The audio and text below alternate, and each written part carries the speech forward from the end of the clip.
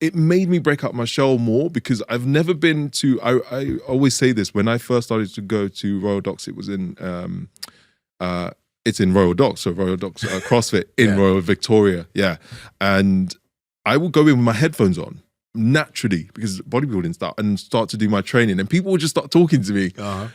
And for me, I was so used to being in a bodybuilding gym, being like, nobody talks to you. So, and after a while, I was like, you can't have your headphones on here. They just wouldn't leave me alone. So I stopped having headphones on when I go to CrossFit boxes. I rarely have my headphones on just because of, people will talk to you and then some people are like, well, what's your conditioning? Oh, let's do it together. And again, it was something I wasn't used to. And people teaching you, and that was the one thing actually, the biggest change for me was a lot of the times I wouldn't know how to do something and not being afraid to ask someone because they will be more than happy to show you. Were you afraid initially? Not or afraid, uncomfortable? But it was an ego thing.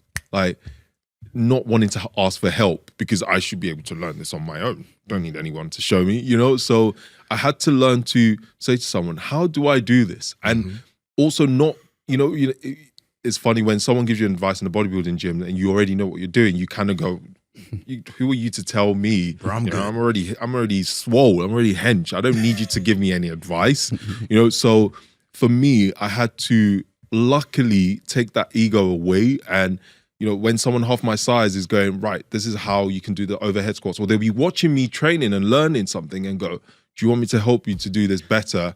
And me going, yeah, show me how to do this. And I'm very receptive. I will do something that someone shows me now. Back in the day, I probably was a little bit stubborn. Like I wouldn't, if I was doing some bodybuilding in the gym and you came and told me, oh, maybe try this way, I'm like, who are you to tell me what to do kind of thing, So I became more receptive to learning and training with people.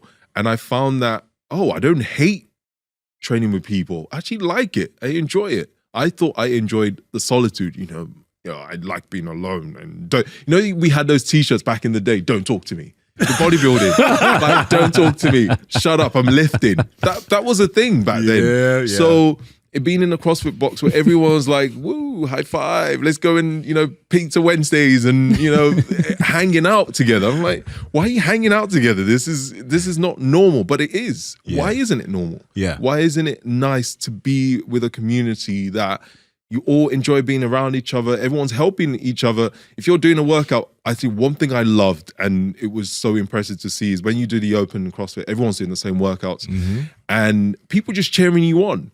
And if you're the last person to finish, everyone's watching you and cheering you on. It's like, come on, we've got this. Let's do this. Yeah.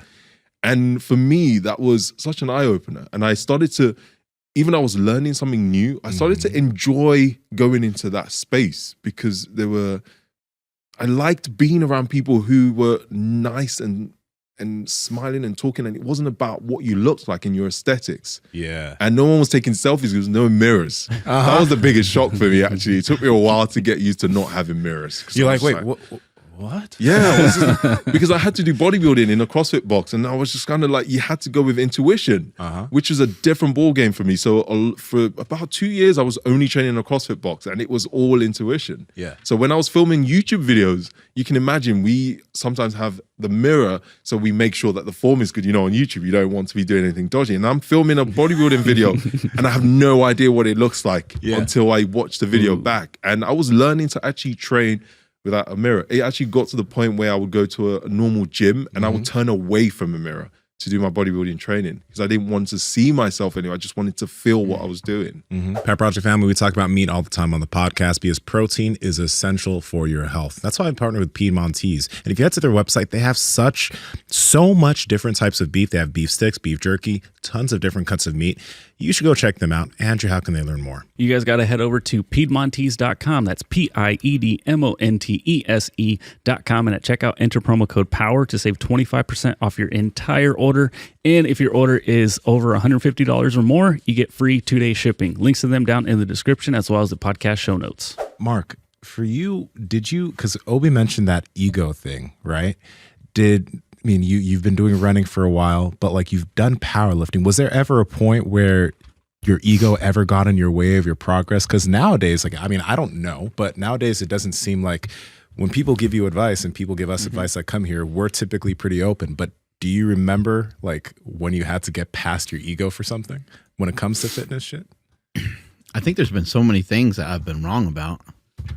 There's been so many things that I've thought were stupid that hopefully I'm like learning my lesson. You know, I thought intermittent fasting was dumb. Yeah. You know, I didn't really think CrossFit was dumb. I thought CrossFit was kind of neat.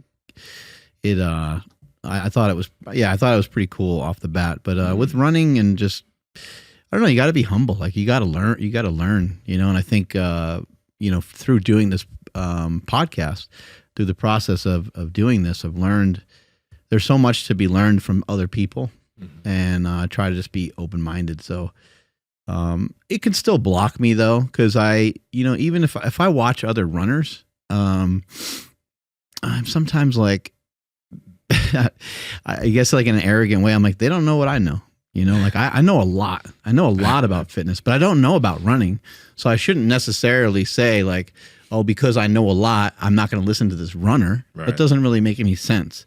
So I still have a block there sometimes, but I think on a more positive note, I think it's more like, I think I have information that a lot of other people don't have. I think I have like a recipe, and I think I have some shit going on with my running that is maybe just different, you know, through David Weck, through the guys from Goda, through functional patterns, through blending these things together, the stuff I've learned from Kelly Starrett, the stuff I've learned from powerlifting.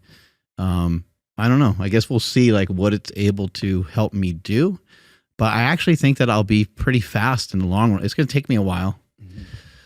It might take me 10 years, but I think I'll be able to fly through like half marathons and stuff with pretty good proficiency. Hey guys, if you like this clip, go ahead and comment down below and let us know what you liked about it. All right. Share this with a friend. Make sure to subscribe to the channel. And also, we are on Reddit and Discord. All that's down below. All our sponsors and everyone that supports us down below there too. So you can get whatever you like from us. All right.